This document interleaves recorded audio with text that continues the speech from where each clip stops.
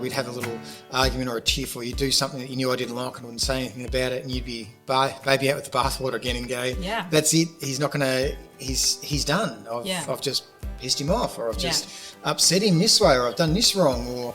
I was planning my child-free weekends because I figured we'd go 50-50 in custody. You're not getting out of it that easy. No, I realised that. This is a harder yard staying married. And look, it is, but that having that support from...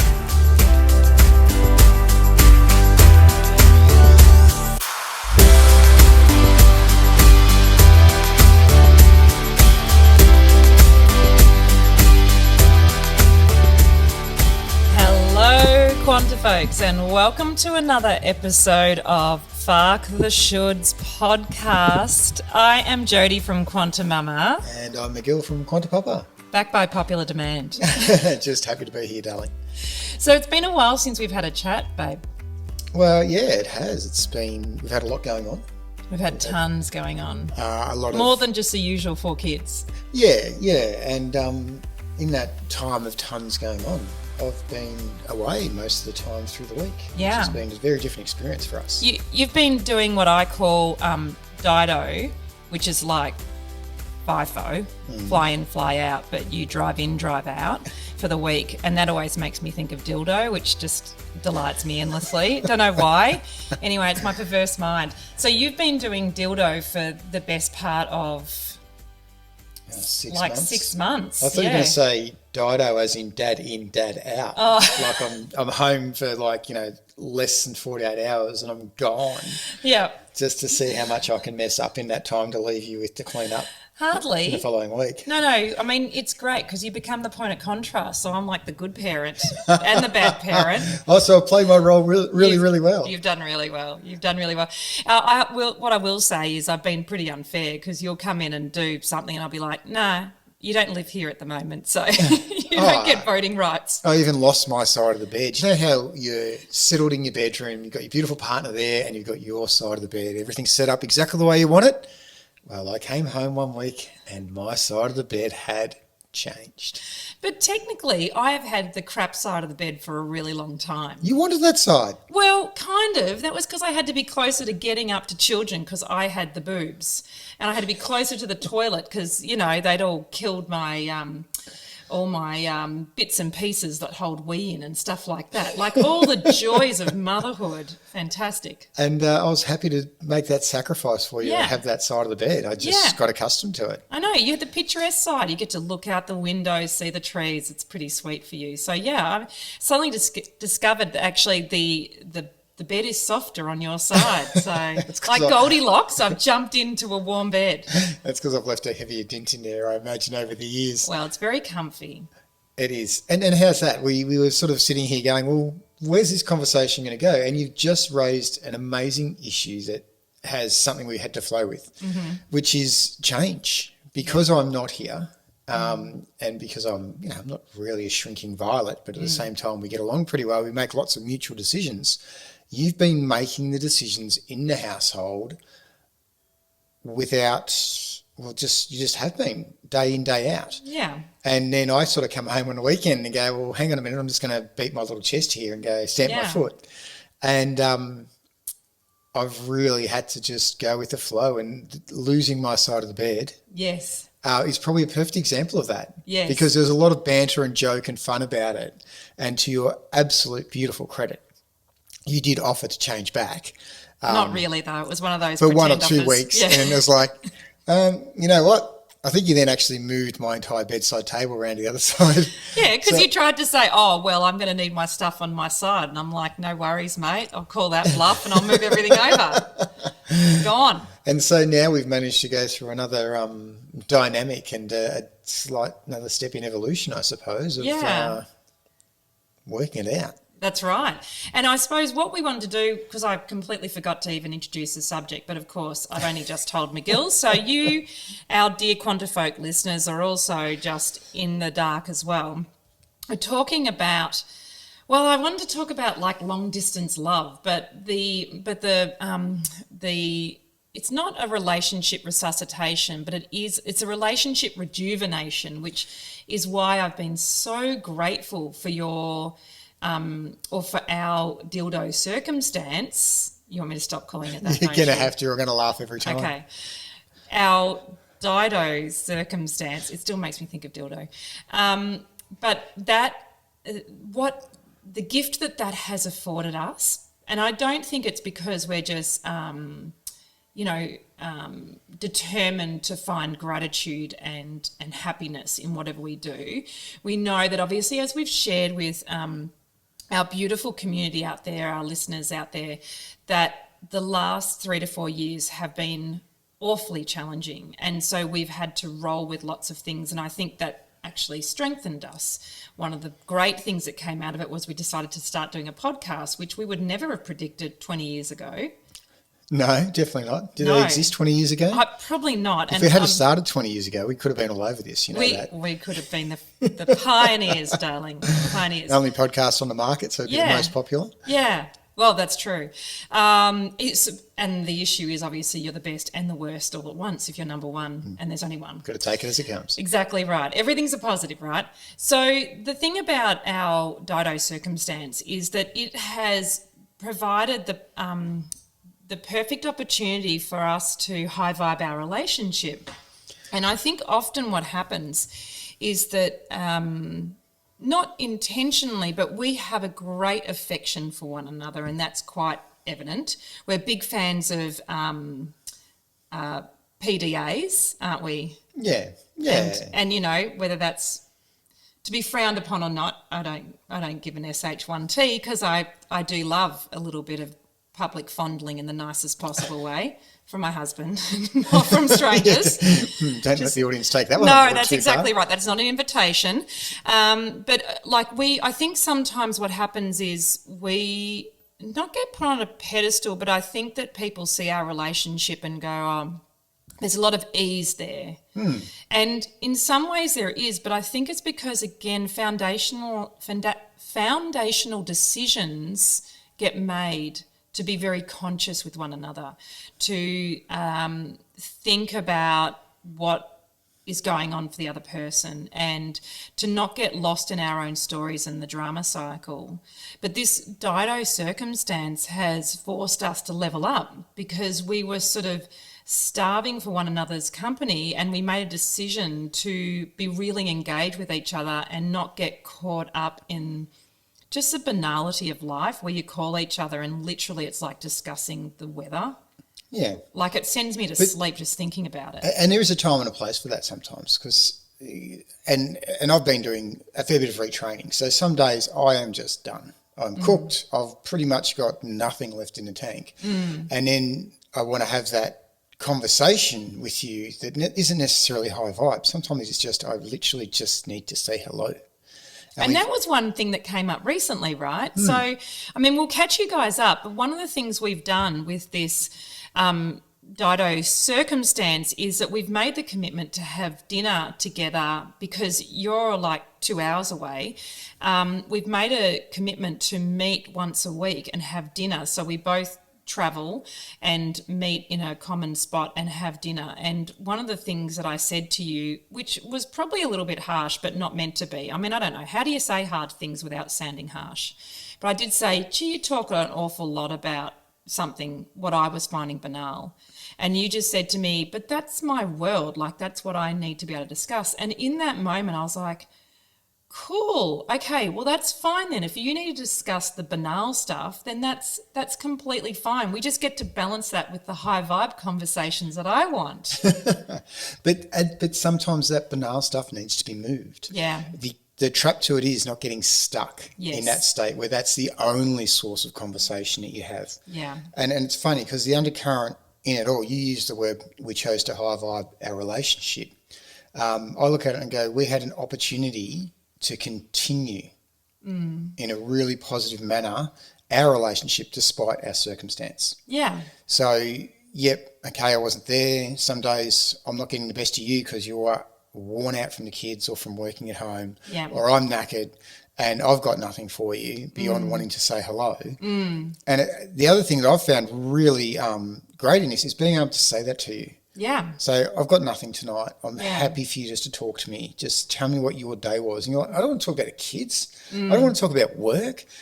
You tell me something. I'm like, I'm just cooked. Yeah. And all the stuff that I'm going through, I need to express. I need to move it on as well.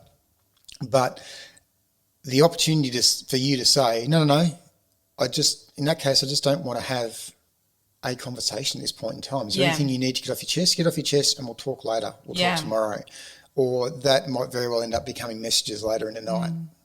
Yeah, so in fact, what's happened is it almost feels very grown up, but there's this space holding that goes on, so it's that, because I think of what's been brought in is the same energy that that I get to experience at my women's circle, my weekly women's circle, where you get to show up however you are showing up. Like, there is no expectation to put a smile on. If you are feeling like you are just in the pits, then you get to show up in that space. If you need to have a cry, you get to show up in that space. And there is no one there is trying to solve anything. They literally, the women there that gather, just hold space. And all that means is that they look upon you with loving eyes and they listen. And that's it. There's nothing further. It's not a conversation. It's literally just a one-way monologue for what's going on and the richness that comes out of that. And so I think that's what we've brought into conversation, which I think is probably why, we are, we're 20 years this year, aren't we, sweetheart? Oh, wow. Woolly dooly. No wonder we look a little bit old in the mirror.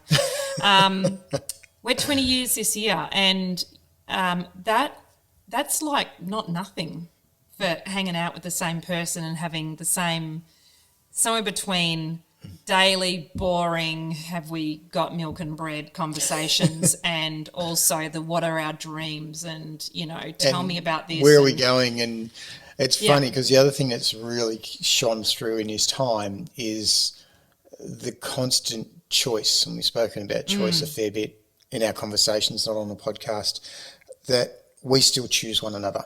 Yes. Because the day we stop choosing one another is pretty much when the relationship's going to falter and fall. And through this time, I've been absent. You've been doing your thing. I've been doing my thing. We've had weeks where we haven't really connected on a level where we would like to be. Yes. But we keep coming back to that thing of choice. Yes. And I think for me, it's really reaffirmed that, okay, well, it might be coming up to 20 years, but I'm still making that choice wholeheartedly like I did on day one. And that's why... More so now, sweetie. More so now. But that's what gives us that ease. Yeah, that's and that right. feeling of ease. So when we examine our relationship, our interaction, and you said before that sometimes people look at us and go, geez, I wish, our relationship went like that.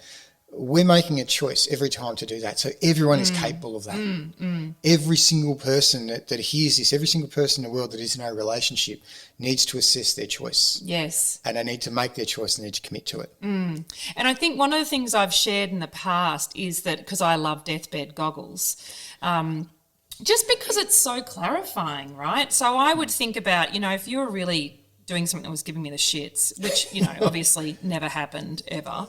But, if I was feeling like I was a bit challenged and getting caught up in my own story, which I know is probably something that's very common to women, particularly type A women, who end up being the stay-at-home mum. So it's not their vocation, it's not their chosen field of genius, but they've got the boobs. It's become their circumstance. Well, and it's become a circumstance, and there's a consciousness around bringing children into the world and how you raise them. And obviously, if you choose to raise them yourselves as opposed to giving them to institutions to raise, then part of that is you need to be home. But I think that what I used to do when I was feeling particularly challenged, and I'm not saying I got it right all the time, but I brought it into my awareness more often than not, which is why I think we haven't had many fights. Like, I think we've had 2 maybe in our 20 years, maybe 2. So really not many. We've had conversations, but never fights. But one of the things I would think about would be, okay, how am I going to feel if 2 uniform coppers roll up at the door and tell me you're dead? And that, I mean, it's an extreme thing to do, but I needed to get it was like I needed to feel into that. How would I feel in that moment? And obviously you never failed to deliver, darling. Like I was like, okay, I'm devastated to know he's dead in that now moment of the, infinite field of possibilities. And I didn't go beyond anything other than my initial reaction. If that was my initial reaction, I'm like, cool, still choose him. Right. Even if I'm cranky, I still choose him. And there's something freeing about that, because it actually then makes you realise that whatever it is you're feeling in that moment, and I am a throw the baby out with the bathwater kind of gal, aren't I? You are. You are balls and all. I am balls and all. You're in or you're out. And these people that say, I still love you, but, and I'm like, nope. Can't even feel the love in those moments. Like when I'm cranky, I'm just cranky. I don't feel that for some reason, but it's the kind of just test to bring me back to, okay, this is probably my own crap coming up that's needing, looking at or release or whatever it might be. And it's a wonderful way to turn yourself back to an introspective space where you look in the mirror. I was going to say, it forces you to come back and ignore that tiny little thing that's going on, because at the end of the day, that tiny little thing is such a tiny snapshot in time. Yeah. We're talking now from 20 years, right? So if you go back and you look over that 20 years, you go, every time I've made that choice, it's led to more positivity in my own life. That's right. So why the hell, for the sake of, winning an argument or point scoring or, whatever, why on earth would I bother? That's right. Because if I go back to that original choice, and you obviously choose it with your deathbed goggles, I don't have to go to that extreme. I just think that you're the best, you're the bee's knees. Wow. You do. So, you've already told me you love me despite anything else going on. Yeah. So you actually can maintain that. You are one of those people. I feel that real connection. In quite a strong way. That's part of my personality, and that's why I think I've, breezed into a long-term relationship. I didn't even think of 20 years, and have been happy the entire time. Yeah, that's right. Yeah. And yes, happy. That's quite a strong term, isn't it? I'm allowed to be happy. I am allowed to be happy. So one of the things that we were, I think, keen to talk about, and it's so funny, I had this reaction when you said it. You said, okay, well, let's look at the things, or let's talk about the things that have worked and the things that haven't worked during your DIDO experience. And I was like, WTF, like what didn't work? I'm so interested about that. But I know lots of things have worked for us. Like we've gone into the 21st century version of writing love notes to each other, which are they're not even text message. I mean, we do text messages, but now we do voice messages so that we each wake up to hear each other's voice, which is such a nice way to start the day. And that's a really good way to do the connection, and it's something that I think will just flow beautifully into when I'm back at home in the month or so. Yeah. And if I'm up and gone before you're out of bed, which is unlikely because you do get up early, or if you're going to bed and I'm still out working, whatever I'm doing, that voice message just means so much, because A, it gives me your voice. B, it's always from a point of view of, hey, this is what I'm up to, and just wanted to let you know that you're the best, and I'm going to bed, and don't wake me up when you get home, but can't wait to see you then. And it's funny how those words or those simple little messages can bring back that connection. Yes, they're really powerful. I mean, I used to love it when you wrote me little love notes way back before children, long ago. I remember sending you a series of text messages that would start with the reason why I love you, and then it would have a number. Yeah. And I think I remember one of them was 454. Yeah. I don't know whether I'd spent 454 reasons before that, or whether I just thought, hey, this is a pretty good number. Yeah. We'll just chuck this one in there. Exactly, and then it would proceed to say something about you that I adored. Yes. Or something that you did that I found, not necessarily something that you would look at yourself and go, oh, gee, that's something I do really well, but something that I saw. Yes. And it's funny because over that 20 years of time, I think we've done that to one another a lot, where we've shone a light on the things that we love about one another. I think you do lose that, though. I mean, with kids and stuff, and you don't even need 4 kids to get sidetracked in your conversation. No. Just one child is 100% of your time. It is 100%. Yeah. 2 children is 100% of your time. 4 Correct. kids is 100% of your time. That's right. So there's plenty of distractions in life that just take that presence away of the impact of those little things, and they cost nothing, you know. I mean, look, if your love language is gifts of appreciation, then that would mean something if you actually wanted gifts. But there's something really beautiful about having things that cost nothing but just have a presence around that, you know, and shining that light on, and particularly because we're so hard on ourselves. So I'm not saying that you need to find your self-love from someone else, but geez, it helps as a springboard.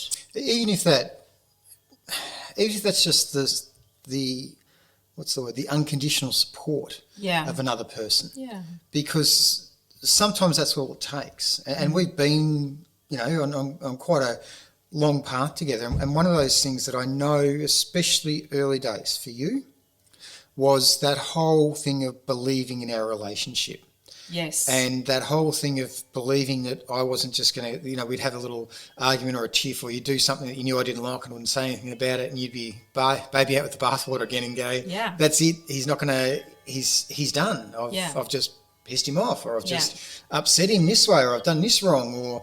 I was planning my child-free weekends because I figured we'd go 50-50 in custody. You're not getting out of it that easy. No, I realised that. This is a harder yard, staying married. And look, it is, but that having that support from someone allows you to feel safe in examining who you are. Yes. Who your partner is. Yes. And what your relationship is. And they're really key things, because who you are changes. Yes. Who your partner is changes. Yes. And what your relationship must change, because it's got to account for all that. Well, that's growth, right? Well, it is. Otherwise, you've got stagnancy. And that's the thing. And, you know, to touch a tiny bit on your upbringing, you had a period of time where you had a DIDO. I won't say dildo because thank you. That wouldn't be appropriate. Where, you know, there was long periods of time where your dad wasn't necessarily there. Oh, yeah. But he was working for the family. Yeah, that's right. And he was coming in and coming out.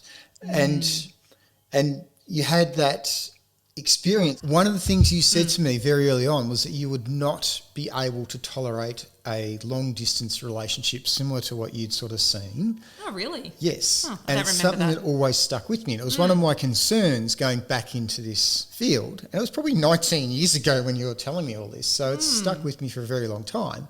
And I had a nuclear family, I suppose. I had mum and dad were always there, and they were always accessible to me. Yeah. And you just noticed it was one of those things that you didn't want for your life, was the long periods of time where there was a lot of absence between the two parents.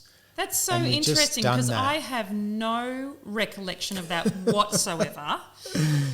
And that's okay, because I get to recreate history as I see fit. Yeah. But what's also interesting was that at no time have I felt the sense of loss of you. Like, I've felt the sense of loss of your companionship as in an everyday sense, but I've been just deep gratitude for the opportunities that you've been afforded, and then what that means for the family. And what I was going to say, as you beautifully just finished your thought with that, was that I never afforded that to my dad. I never thought about the fact of he's going off to work for the family, and there's a deep gratitude in that sacrifice. Because I do always remember the fact that you want to be home. As a stay-at-home parent, that sounds like a nightmare. So, you know, like, we're always looking for excuses to disappear or find our own space, or, you know, just have breathing room to do our own creative thing, whatever that might be, right? Even if it's just adult conversations. I'm sure I'm not speaking for all stay-at-home parents, but for the reluctant stay-at-home parents, and particularly the reluctant homeschooling parents. Yeah, you took it all on. I know, that's right. It's so interesting. But I mean, I'm rocking the balance now. Well, not the balance, I'm rocking the harmony. So I feel really, I feel a lot more like I've got the harmony sorted out, which is why this year has been so easy by comparison. And it's been nuts. Like, it's been busy with you not being here, and for a while there I was working a lot of days a week too, so it made it super busy. But sometimes you just get on with it, you know, when you've got to get it done, you get it done. And when you're high vibing and you're working on living in the quantum field as well, you just bring more of that co-creative energy into your world. So you high vibe it, you know, so it doesn't feel hard. It feels like it's in flow. Well, you make a choice. You know, we've spoken before about, you know, your perspective is everything. Yes. So, and I look at it and I go, this last 6-7 months could have been a really negative experience, but it hasn't been. And I think that's the thing is, in context, when I said that to you, and I'm sure I did, because your memory is immaculate and mine is crap, but I'm sure I did say that to you. I think that I equated long-distance relationships with relationship breakdowns. And that's probably been a truthism of many people. Yeah, well, we've observed it in our... We've seen it within our friendship circle, and, you know, neighbours and beyond. Yeah, that's right. And so there is... and like, I think that's just... It's meant to be the case. I don't think all relationships... or the failures of all relationships come down to the absence of the things we bring to it. I mean, I appreciate the fact that there are relationships for a reason, a season and a lifetime. And, you know, I feel really comfortable in recognising that, as far as I can tell, ours is probably a relationship of a lifetime. Yeah, well, work on it. Could 20 years in counting. Could be. Well, it is a reason, because the reason is we made a choice. Oh, I like that. And we McGill. continue to make that choice. Our commitment is first and foremost to one another. And then that beautiful commitment has grown our family. Yes. It has grown our friends. It has, part of that whole thing of, you know, examining self, examining your partner, but examining your relationship. In that choice factor for us, and you said it beautifully, is growth. And we've had that conversation. So we've made the choice to grow together. And when we talk about it from that point of view, it doesn't surprise me that we've had a good time through this period where I've been physically absent, that we've just worked it out and just done it. Well, you've been emotionally really available, which is what's been great. I think you haven't been caught up in your own story of busyness. Like, there's been an appreciation of, okay, I mean, I know sometimes you're spent and sometimes you're not. And like, very much what we were doing with, you know, meeting up once a week, we started because I felt that was something you needed. Yep. But then it quickly evolved into something that I actually needed. You know, it was something that, like, I needed that for myself, because then our weekends are busy. They just are busy with family stuff and just, you know, catching up on everything, and being aware. And that's when we try and catch up with friends. And like, there's just a lot going on the weekend. So it's afforded me, almost like a stillness midweek where we get to just see each other. Oh, and it's one-on-one. Yeah. There's no distraction. Well, I mean, the kids do ring sometimes. Yeah. But it's one-on-one. It's just you and me, and the hardest thing we've got to decide is when we're going to have dinner. I know, that's right. It's a good problem to have. And one of the things that I think... I'm curious to know what hasn't worked in your view, because one of the things that I think has worked really well is when the penny dropped for me and I went, okay, I don't want to drive an hour and a half to then have a conversation about my day. Like, that just bores the shit out of me. I'm not interested. I don't feel an evolution within that. You need to, as you've said, that's a defragging, that's a shaking off of any density. And the environment I'm in, it's quite a dense environment. It's in a lot of cases I'm doing a lot of things that are probably really not necessary for me, and so I'm trying to not so much hold my tongue, but I'm trying to just, you know, get through what needs to be done. That's right, and keep your head down and not be a dick. Yeah. You know, well, yeah, that's right. Again, choice, but I've made the choice to be there. I need to tick the boxes that need to be ticked and show that I'm capable. Which So a lot of the time, thank you, darling. A lot of the time, I'm moving out of that environment. I can't talk to in that environment about what might be a level of frustration or a difference of opinion to something that's been told to me. There's an identity in there too, right? So that becomes your suit of armour.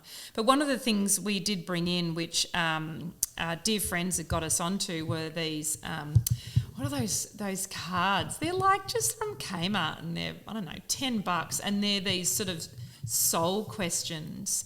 And they're kind of like, they're sort of like life conundrums of, you know, open-ended questions. So we've started bringing those to dinner, which has been great because we actually have high vibe conversations throughout dinner as well, and we talk about stuff that we'd never normally do, and that's the kind of stuff that's normally reserved for a dinner party once you've had a lubricating glass of whatever. And you get into those kind of more philosophical conversations. We're sort of bringing them into our midweek thing. But it's worked from the point of view, and for us, and I think it would work for a lot of people, that you've allowed me the defrag time. Absolutely. Had that, we've had a bit of a conversation and gone, let's change the focus here completely. Yeah. And rather than trying to fish an idea out of your head or trying to hold on to an idea that might come to you through part of the conversation, you just go, look, let's roll this out and see where it goes. Yeah. And it's a bit like these conversations. Yeah, exactly that. You know, next time we might just throw a card out because half the time I've got no idea what I'm talking about. And Jodi just goes, we're going to talk about this. I go, okay. It's because everything comes out of your mouth as gold. Oh, thank you, darling. So what hasn't worked for you? Well, we've probably gone through a lot of it. So there's been a few times where we've had to can our midweek meet-up because there's been too much going on. So that's been hard. It's been hard for me because I'm such a problem solver. Yes. And sometimes, like if I'm at home and you're having a challenging time, or that's where one of the children needs some attention and you don't necessarily have the bandwidth for it at that point in time, you know, I can just slide in with that and I can hand that over, and without, just because I'm there and I want to be there and I want to do it. Whereas when I'm on the other end of the telephone, it's very hard not to try and solve someone's problem when they're saying, oh, and this happened, oh my God, and this is going on. And that's a defrag time. It's not a time to offer solutions. That's right. And in fact, there's quite often, and it'd be interesting to know if the, other parents in the QuantiFolk field feel the same way. But if I know you're not there, I actually don't need your help because I get it done. And I go and have breaks if I need to. And it's a totally different way. You know, one of the greatest problems can be that when you're expecting your partner home, you've poured your glass of wine and you're ready to basically clock off for the night, right? And then they get caught up and they don't come at the time you're expecting. That's harder than when you're not there. And so there's the weight of expectation where you've already started relaxing into it and dropping your bundle. And I notice I do that more on the weekend because I can. And the other thing I've noticed from the start of my time away till coming home now on a Friday night is that I'd come home and I'd be tired. I'd be worn out and I'd be a pretty average version of self. And that would reflect in the way that I would then interact with the kids, because then I'd be more of an annoyance or a hindrance because all of a sudden I'm already in a grumpy state because I've made a choice on the way home that I'm tired. And so that's something that I've noticed personally for me. I'll drive home and I'll stop and I'll have a break. For 15 or 20 minutes, and I'll get out and I move my body, and then when I get back in the car after that break, and that lasts 40 minutes or hour or whatever it is to then get home, I make a choice at that point in time and I start focusing on you guys. I look at it and I go, okay, I'm going to get to see Jodi, so that's great. So then I focus on who you are in my life, then I focus on each of the kids. So by the time I get home, instead of, I might still be tired, I might still be a bit grumpy, but I have a genuine interest in connecting with all of you because I've started that connection in the car. And you've gone through the process of transfiguration. Yes. I'm just hanging out to see you guys. Whether you're yelling at me, whether you're screaming at me, whether the kids are telling me where to go. That's not me, by the way, yeah. Generally not. She's usually got at least one glass of wine to her by that stage, so I'm looking pretty good. And mother's medicine. No judgment here, ever, for that. But But I've found that that's also allowed me to come into the home when I'm tired with a genuine interest, so that even if I'm a little bit grumpy, I generally get through the first hour or so. Yeah. And, you know, everyone sort of eases into my presence being back into our house. Yes, that's right. Because, I mean, for a while there, it really did shake up the household. Well, we've got a 16-year-old who's a young man. Yes. I mean, he's beautiful. But, Yes. but he probably sees to a point his role as, I'm the man in his house. And then he's got younger brothers as well that are stepping up to, you know, try and help out along the way. I mean, they're beautiful for it. Yes. But then all of a sudden in comes what you might want to term as an alpha or a big physical male that goes, well, hang on a minute, I'm in charge. Yeah, that's right. Instead of looking at it going, coming in on a level with them and seeing where they're at and what's going on. And that is far more what. And we did have that conversation because I said they hold the space the entire week. So you got to come in and be aware. So. Yeah. So, yeah, you do. And look, that's something that we've learnt. So that's something that we've, you know, gotten better and better at. And it's been part of my growth. So tell me, what are we going to take going forward as you come back home and are here more regularly? I think, well, on that point we just discussed, me not sliding in thinking I have to do everything and hold the space when you're not able to or when we're both feeling stretched, let them explore this level of maturity and growth that they found. Yes. Because that's only going to help them be better people. Yeah, that's right. And that is a getting out of the way your children thing. What about for us? For us, I think how important that honouring of time with one another has been. Yes. So, okay, we might not be sneaking out once a week for dinner together, but just finding 5 minutes here and there and just, you know, like we made dinner and also been a beautiful space. We've been home for this week, where we'd make lunch and we'd sit outside and just have lunch, just you and I in the sun. Yes. Those sorts of things we don't have to sit there and don't even have to talk to one another. We just have to be in one another's company and presence. And that's a really comfortable space to be with a relationship is when you're just happy to sit there and just drink in the other person's company. Yeah, that's right. It is. It's a stillness, isn't it? And I think that in our really busy life, we don't create much for that. So, you know, there's even this need to have conversations, even if they're high vibe conversations. You're still filling the space with noise. And in fact, we can do non-verbal communication quite easily just by sharing space. The other thing I'd say is that I can actually say to you, no, I just need to get this shit out of my head. Yeah, that's right. I just need to tell you how crap this was. Yes. Or I just need to talk about this because it's frustrating me and until I get it out of my field, it's going to continue to frustrate me, so I'm not going to be anywhere near a good version of myself or the best version of myself. So that honesty of going, I'm off, then examine it and going, well, I'm off for this reason. Yeah. And that shits me. Yeah. How do I get past that? And I think that's one of the other beautiful things that we both have is the ability to try and look past a problem. It's only a snapshot. That's right. How do we move past it? Yeah. And our little morning love notes. Yes. We'll keep those and going evening ones. too. Yeah, they're good. They're good fun. Yeah. It's been good. It's been an absolute gift. This last 6 months have been a gift. And it's an opportunity for us to keep bringing the richness into the relationship, which I see around me, and I hear very similar conversations with people who are just feeling a little bit like they miss the honeymoon effect. And one of the things that I would encourage people to do is to go and read Bruce Lipton's The Honeymoon Effect, which really is about that. It really is about the choice to stay in that fresh love state, and that is because you're in growth, so you stay in love, you know, and you don't get caught up in essentially what are minor dilemmas and dramas, and usually someone else's crap as well, but not your own. That's pretty good. It is pretty good. You're amazing. You're pretty special yourself, darling. Thanks for the conversation. Thank you. Who knew where that was going to go? I know, as always. Oh my goodness. Quantifolk, thank you for listening. It's been an honour to share space with you, as always. Thank you, beautiful people. Talk to you soon. Bye.